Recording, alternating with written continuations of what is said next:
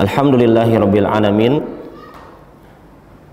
wa bihi nasta'inuhu ala umuri dunya waddin wa la udwana illa 'alal zalimin. Wassalatu wassalamu ala nabiyyina Muhammad wa ala alihi wa ashabihi ajma'in. Rabbi zidna ilma warzuqna fahma, amin ya rabbal alamin.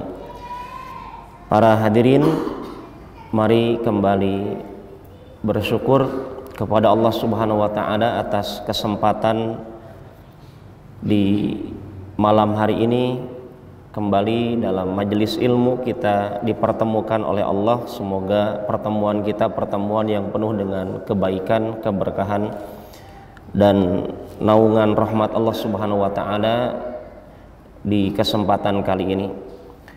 Kembali kita akan melanjutkan kajian sejarah, dan semoga dengan kajian ini semakin kita mencintai Nabi Muhammad alaihi salatu wassalam, mencintainya di atas ilmu, di atas pemahaman, dan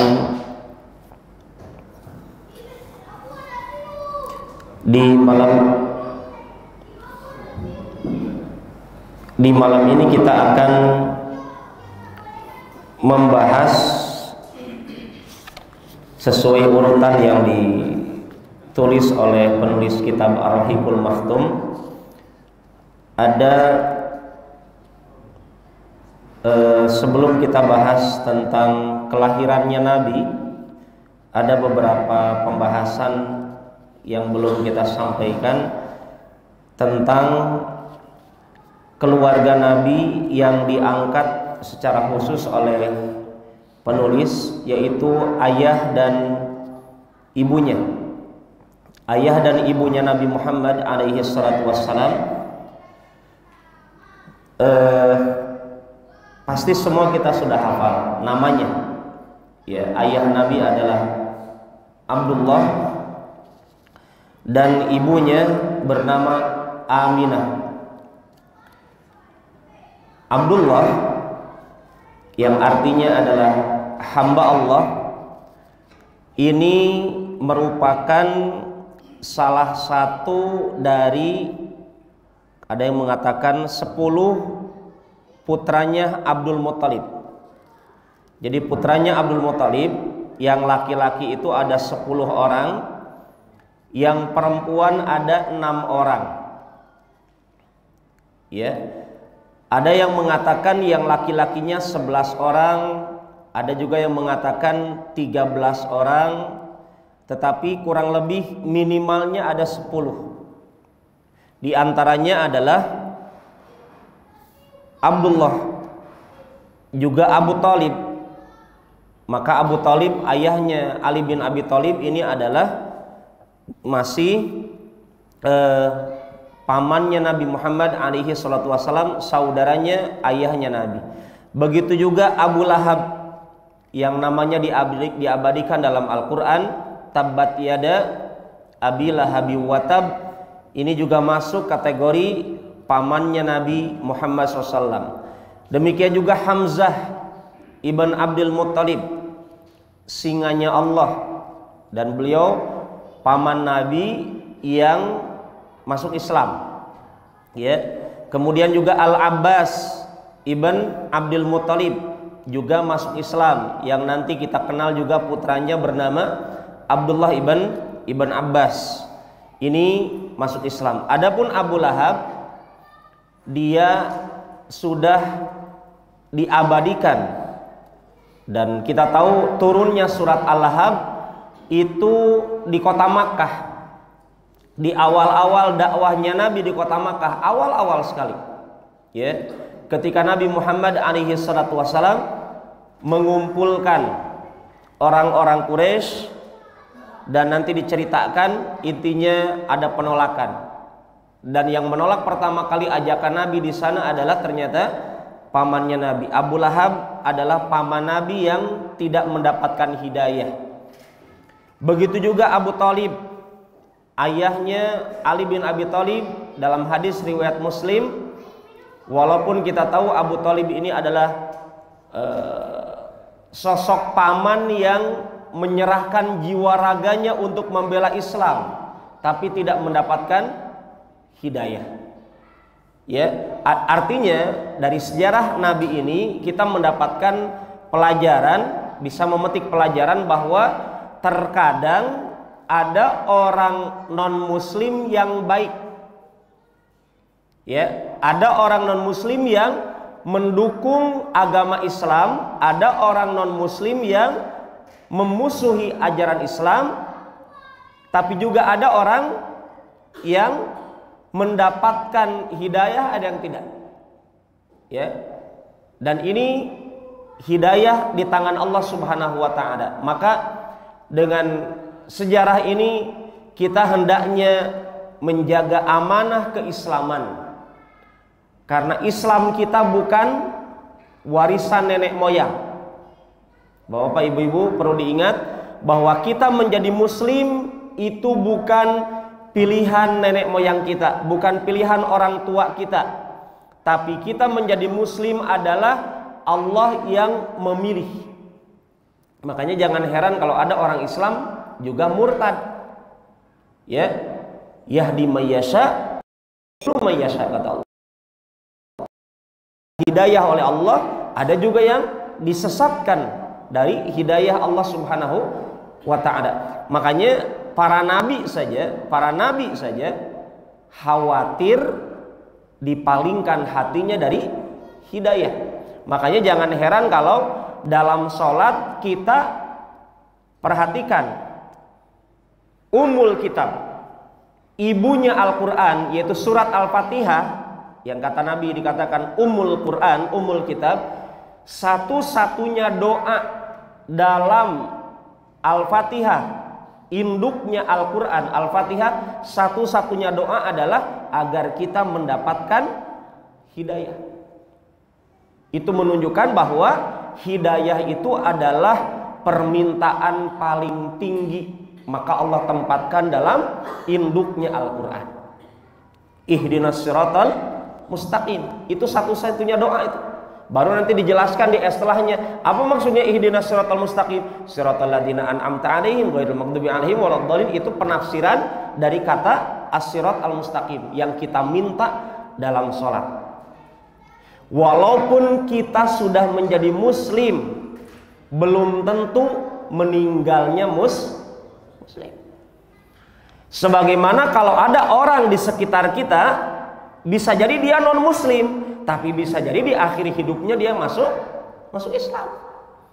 Maka dengan kajian ini jangan dianggap enteng keislaman. Ustaz tenang, zaman Pak Soeharto dulu kan KTP 5 tahun sekali, sekarang Ustaz KTP-nya seumur hidup. Kita katakan Pak, masuk kuburan munkar nakir nggak pernah nanya, coba lihat KTP-nya, nggak ada. Adakah dalil? Adakah dalil yang menunjukkan bahwa ketika di alam kubur malaikat munkar nakir bertanya, mana KTP-mu? Aina bitaqah syakhsiyah. Bahasa Arabnya KTP kan al-bitaqah asyakhsiyah, gitu kan? Nggak ada itu dalilnya. Berarti Islam itu di mana? Dalam anggota diri kita, bukan di kartu kita. Jadi nggak ada manfaatnya di kartu kita agamanya muslim tapi kesehariannya tidak muslim. Nah, di sini kita dapatkan. Kemudian Abdullah, ayahnya Nabi, diceritakan dalam buku-buku sejarah, ternyata dari 10 anak laki-lakinya Abdul Muthalib, Abdullah ternyata anak yang paling dicintai oleh ayahnya. Anak yang paling mempunyai kedudukan yang sangat dekat di hati ayahandanya. Mirip seperti siapa? Nabi Yusuf alaihissalam.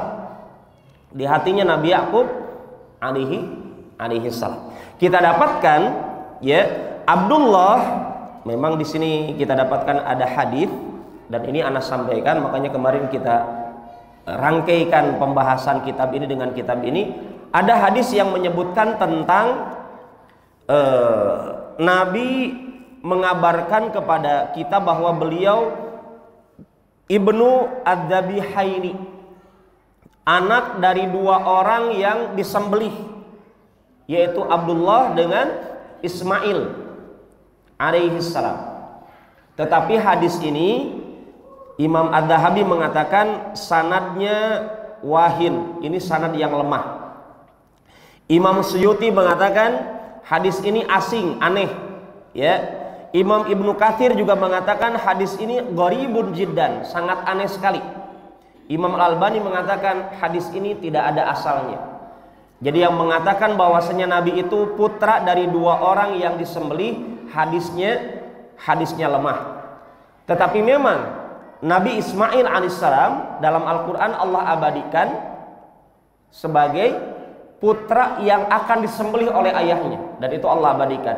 Adapun kisahnya Abdullah memang diceritakan dalam berbagai riwayat bahwasanya Abdullah ini adalah anak yang dinadarkan oleh ayahnya. Karena ayahnya berharap memiliki anak laki-laki, maka bernadar kalau anak yang ke-10-nya itu laki-laki maka akan disembelih.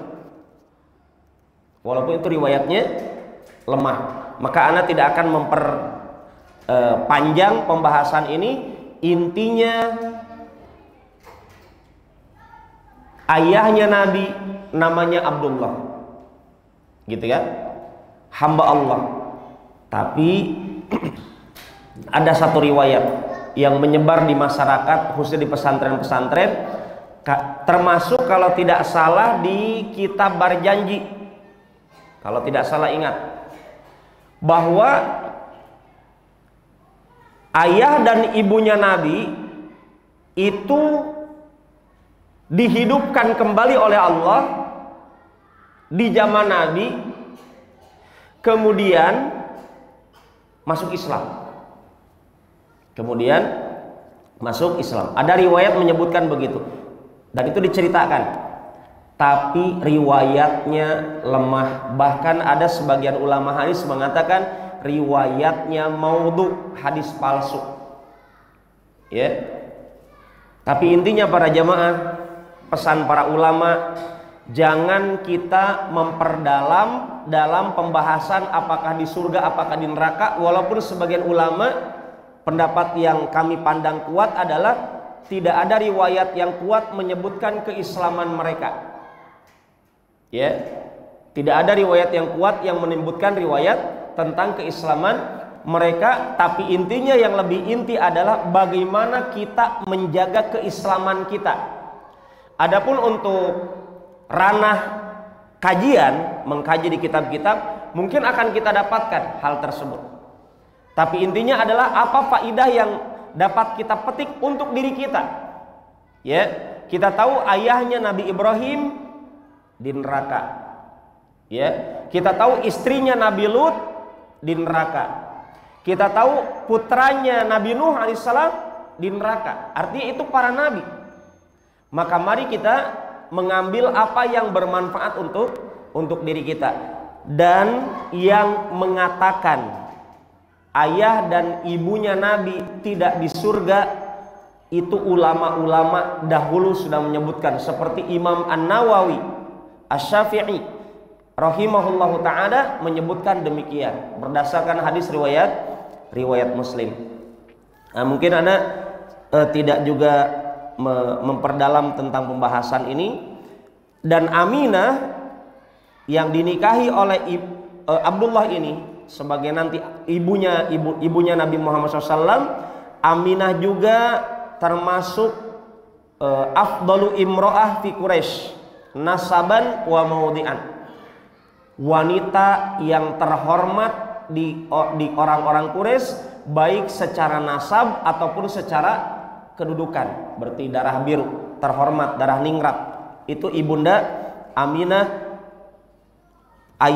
ibunya Nabi Muhammad sallallahu alaihi wasallam. Dan sebagaimana kita ketahui bahwa Nabi ditinggal ayahnya ketika Nabi masih di perut ibunya. Itu disepakati oleh para ulama dalam hal ini. Tetapi yang tidak disepakati oleh para ulama, apa penyebab kematian ayahnya. Ya. Tetapi intinya Nabi dikatakan yatim karena beliau ditinggal ayahnya waktu masih kecil, bahkan belum lahir. Di antara alasan yang disebutkan oleh para ulama, ayahnya pernah ditugaskan oleh Abdul Muttalib ke Madinah untuk mengurus kurma. Kemudian meninggal di sana, di kota Madinah. Ada juga riwayat yang lain, beliau Abdullah ini ayahnya Nabi diperintahkan untuk keluar kota Makkah berdagang ke negeri Syam dengan rombongan orang Quraisy sampai tiba di Madinah sakit.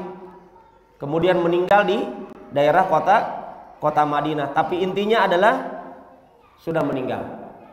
Namanya Abdullah. Ya.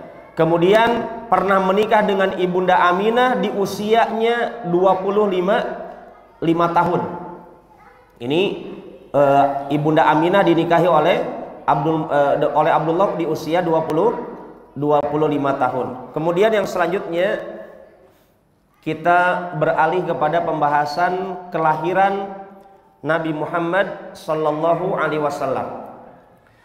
Untuk kelahiran Nabi dilahirkan di kota Makkah di pagi hari, di hari Senin, di bulan Rabiul Awal, di awal tahun kejadian tahun gajah.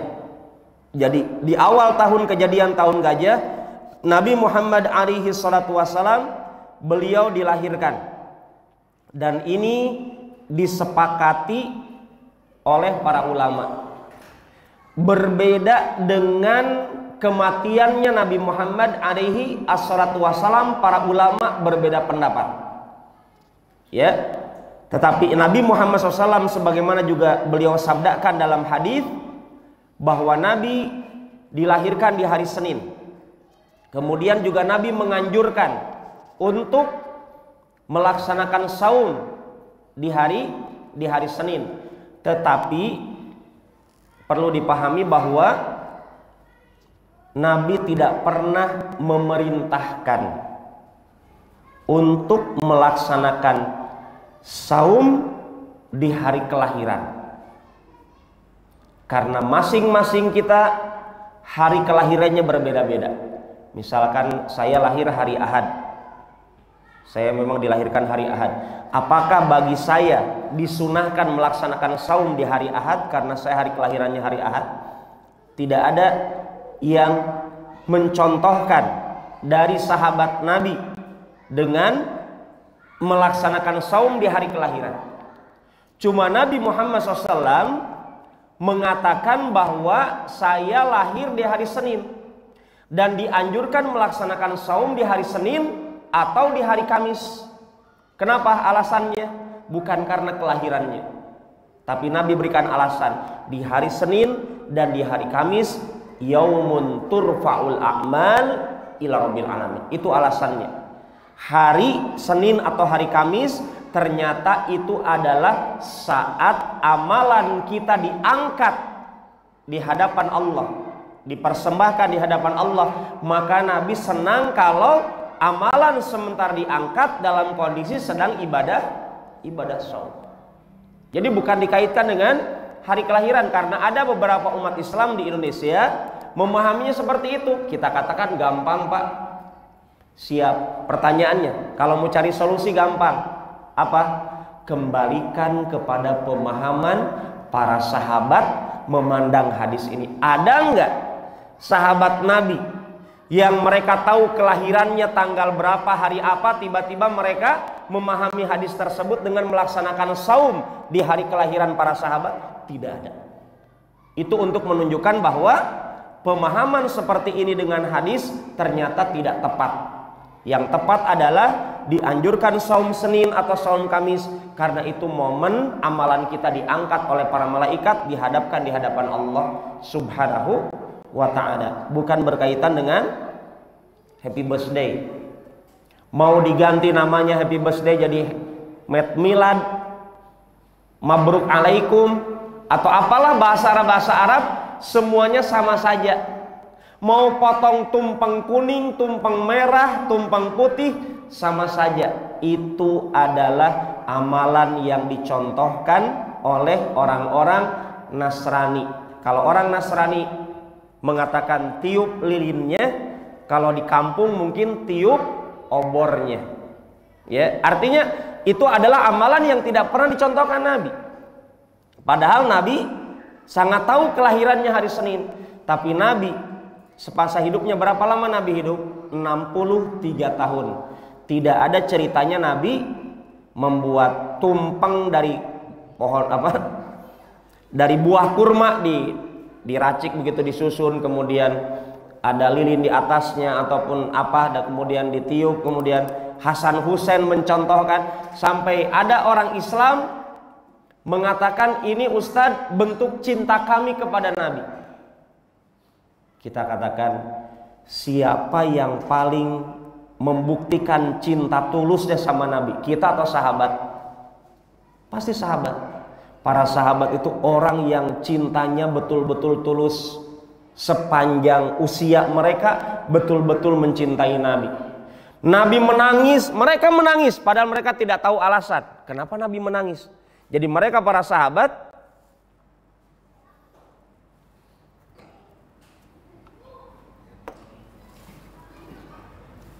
tes tanpa mic saja, Pak.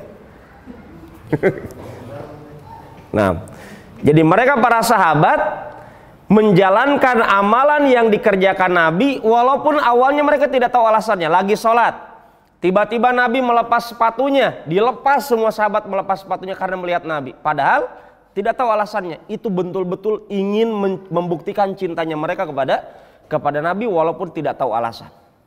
Kita umat Islam zaman now, kalau ada sunnah Nabi datang sama kita, ditanya dulu, masa kamu begitu? Gitu ya. Artinya kita kadang pilih-pilih sunnah Nabi. Para sahabat itu berjuang untuk menghidupkan sunnahnya Nabi Muhammad SAW. Kemudian yang selanjutnya,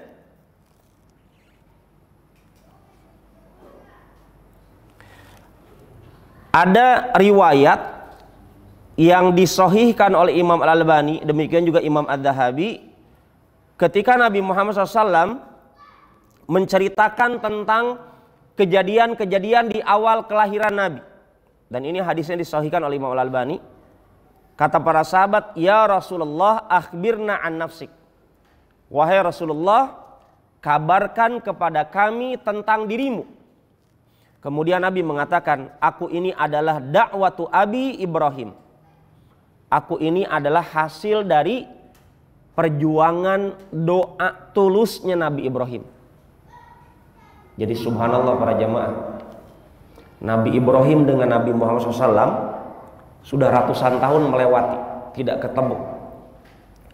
Tapi Nabi Ibrahim doanya yang ratus tahunan lalu dikabulkan. Kapan? Ratusan tahun akan datang. Maksud saya adalah, pesannya apa dalam sejarah ini?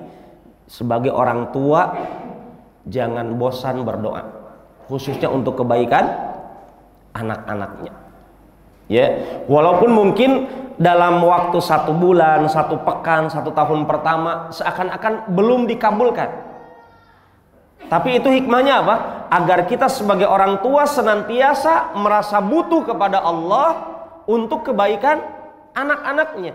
Dan Nabi mengatakan demikian, aku jadi, sekarang itu ada kata Nabi, menjadi nabi kalian, nabi terakhir, bahkan nabi terbaik manusia adalah Nabi Muhammad SAW. Aku hasil dari jeripaya pengorbanan tulusnya doanya kakek datuku, yaitu Nabi Ibrahim alaihi salam.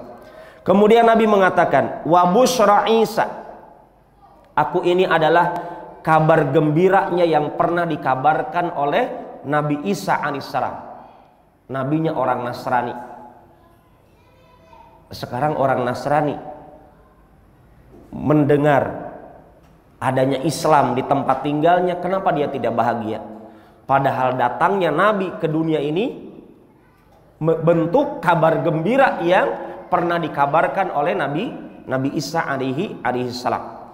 Kemudian Nabi mengatakan, wara'at ummi hina hamalat bi ka'annahu kharaja minha nuran adha'at lahu qusura busra min ardi Syam.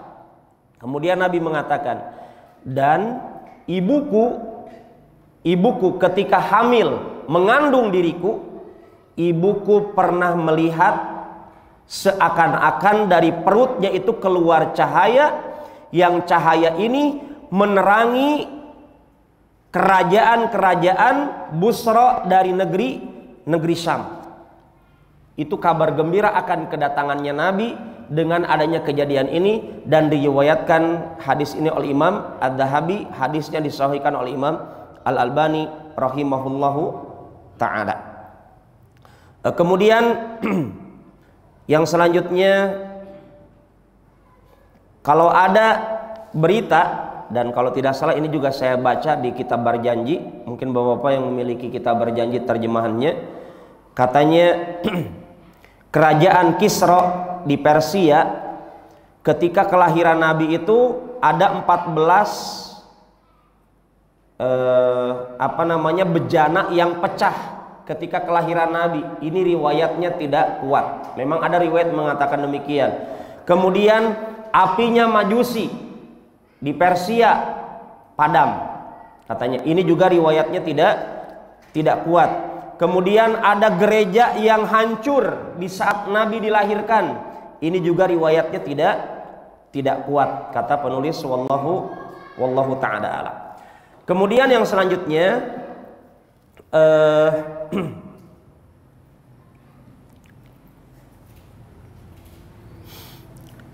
Nabi Muhammad SAW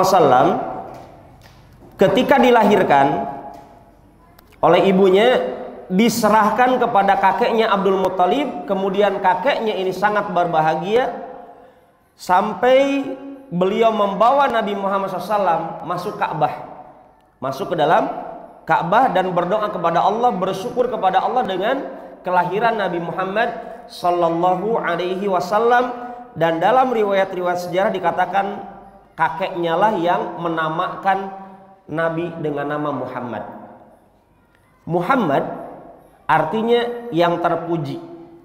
Muhammad artinya yang terpuji. Ada beberapa riwayat menyebutkan bahwa sebelum Nabi diberikan nama Muhammad SAW, sebelum Nabi lahir, ternyata sudah ada orang-orang Arab yang menamakan anak-anaknya dengan nama Muhammad. Ya, berbeda dengan Nabi Yahya. Kalau Nabi Yahya di Bani Israel itu tidak pernah ada nama orang, nama anak dengan nama Yahya, sebagaimana Allah sebutkan dalam Al-Quran. Ya, bahwasanya penamaan manusia bernama Yahya itu baru terjadi ketika ada Nabi Yahya dilahirkan oleh orang tuanya. Adapun Nabi Muhammad SAW, penamaan Muhammad di negeri Arab sudah terkenal walaupun tidak banyak.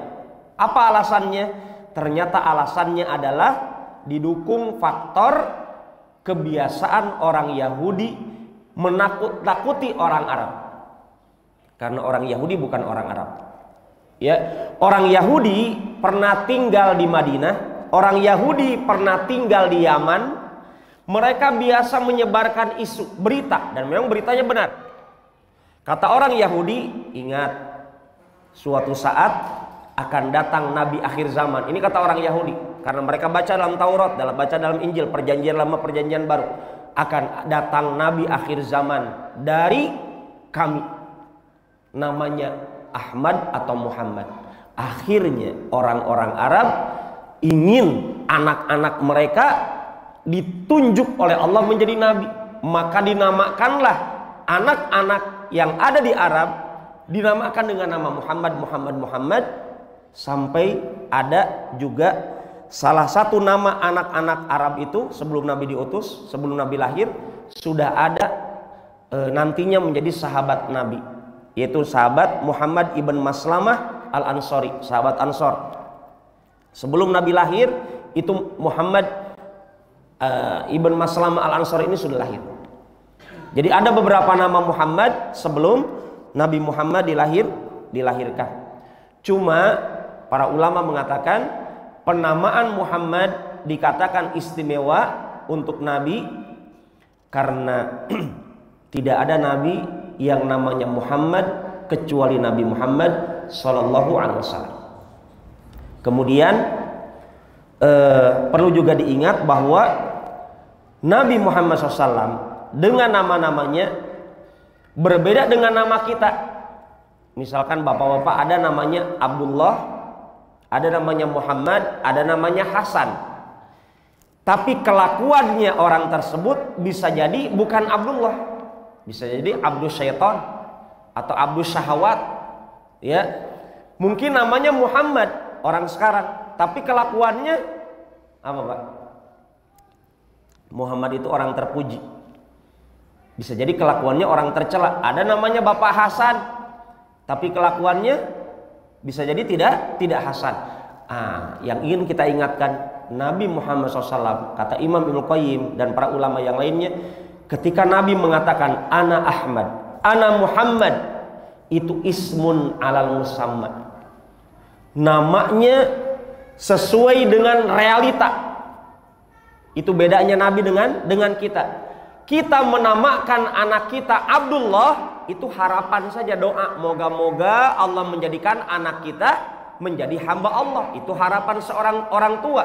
Tapi terkadang anaknya tidak seperti itu, tapi kita berdoa seperti itu. Adapun Nabi ketika menamakan dirinya Anal Hasyir, aku adalah Al-Hasyir. Apa itu Al-Hasyir? Yang mengumpulkan. Karena memang semua manusia dikumpulkan di hadapan Nabi Muhammad sallallahu alaihi wasallam. Ana Ahmad, ana Muhammad. Aku orang yang terpuji. Karena memang Allah katakan dalam Al-Qur'an, wa rafa'na laka dzikra. Kami akan angkat namamu wahai Muhammad. Maka kita dapatkan para jamaah, dalam adzan ada syahadat bersaksi kepada Allah, ada syahadat bersaksi kepada Nabi Muhammad utusan Allah. Jadi nama Nabi terus bergandengan dengan nama Allah. Allah wa rasuluhu a'lam. Qala Allah qala Rasulullah. Jadi kita dapatkan bagaimana nama Nabi sesuai dengan realita. Sama halnya dengan nama-nama Allah subhanahu wa ta'ala, nama sesuai dengan apa yang dimiliki oleh pemilik nama. Kemudian kita beralih kepada berita tentang Nabi disunat. Ya, ada 3 riwayat yang menceritakan bahwa ini juga tersebar di pesantren-pesantren. Itu katanya Nabi itu tidak disunat, langsung lahir sudah disunat. Ini riwayat pertama, ada yang menyebutkan begitu. Ya, Nabi ketika lahir langsung disunat. Jadi kulit klitorisnya itu sudah langsung terpotong. Kira-kira ada nggak bapak-bapak lahir ke dunia waktu bayinya langsung disunat? Jadi tidak ada lagi sunatan lagi. Nggak pernah ikutan sunatan massal karena anak saya Ustaz waktu lahir sudah disunat. Itu Nabi katanya riwayat pertama begitu. Yang kedua, Nabi ketika didatangi malaikat Jibril, ya, di Bani As-Sa'diyah waktu disusui oleh Ibunda Halimah As-Sa'diyah, itu kan pernah didatangi malaikat Jibril. Dibelah dadanya, katanya dalam satu riwayat, sementara dibelah dadanya dibersihkan hatinya, dicuci dengan air zam-zam oleh malaikat Jibril, ya, diberikan benih-benih keimanan. Waktu Nabi masih kecil, diasuh oleh Bunda Halimah As-Sa'diyah di kampung. Itu saat itu katanya dalam satu riwayat, ini yang kedua, riwayat kedua, disunat oleh Jibril.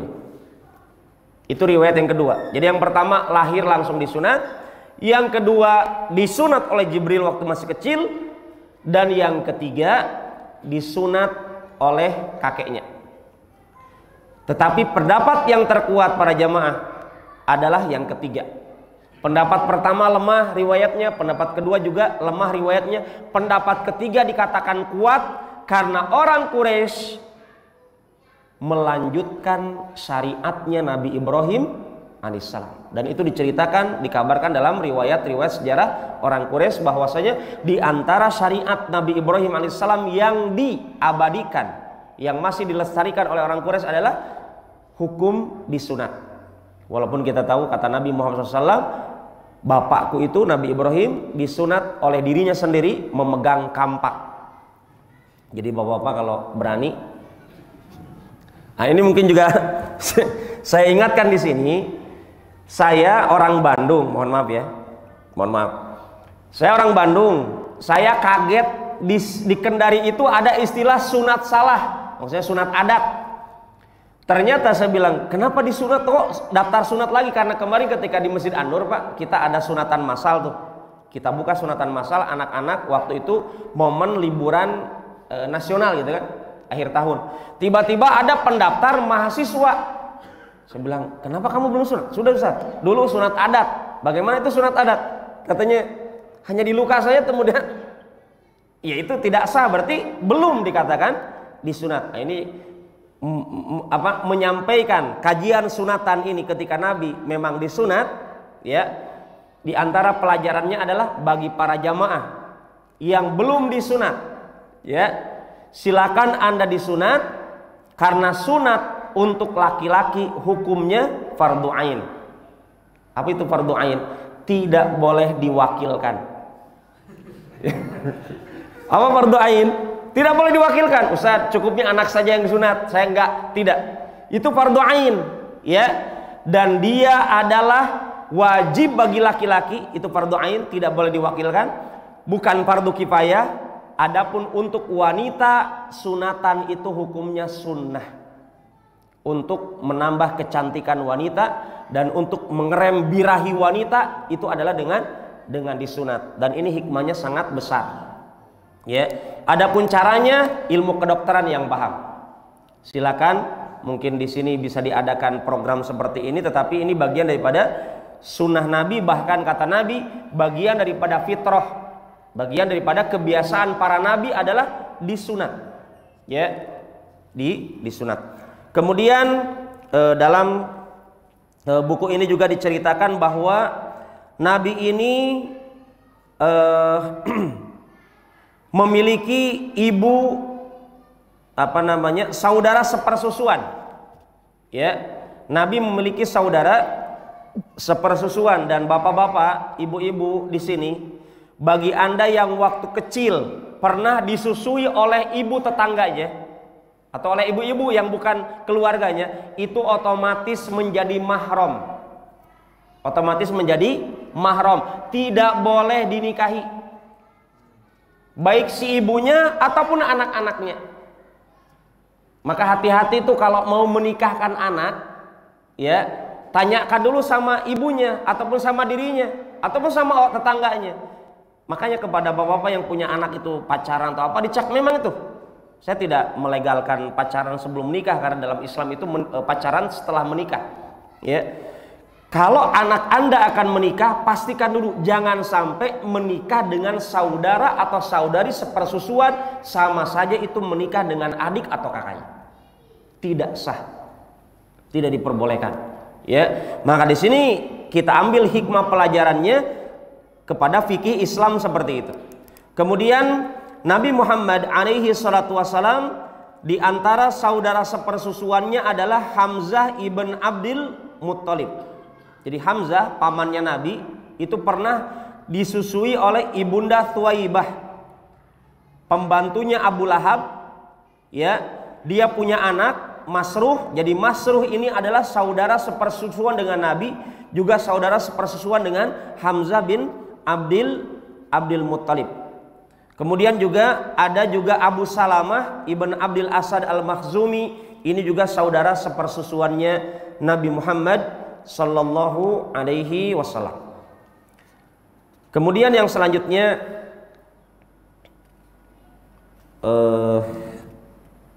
satu lagi mungkin ya, Pak ya. Baik. Ana ambil satu judul tentang Halimah As-Sa'diyah. Halimah As-Sa'diyah ini adalah seorang wanita kampung yang beliau sengaja datang ke Mekah berharap bisa mengambil anak dari orang kaya.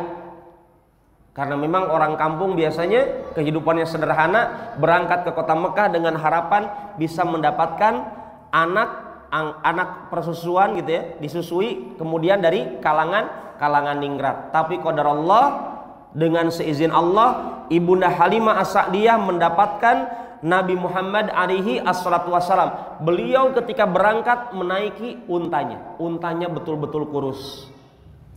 Tapi dengan diasuhnya Nabi Muhammad SAW oleh beliau, itu untanya tiba-tiba mengeluarkan air susu yang sangat deras.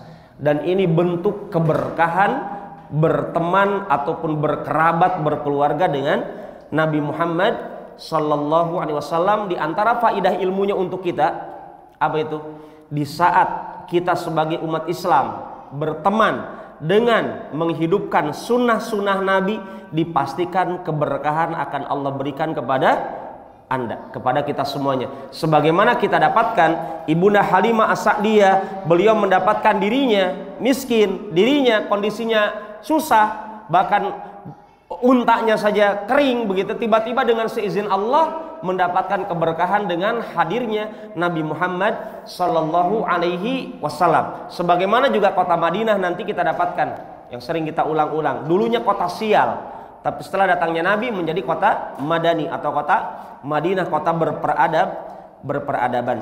Mungkin ini yang dapat kami angkat di kesempatan kali ini. Semoga petikan-petikan ilmu berharga dari sejarah Nabi dapat kita ambil dan kita manfaatkan dalam bekal kehidupan kita. Barakallahu fikum. Kurang lebihnya kami mohon maaf. Wallahu ta'ala alam. Kalau ada yang ingin didiskusikan kami persilakan. Adzan Isya jam berapa? Sudah masuk?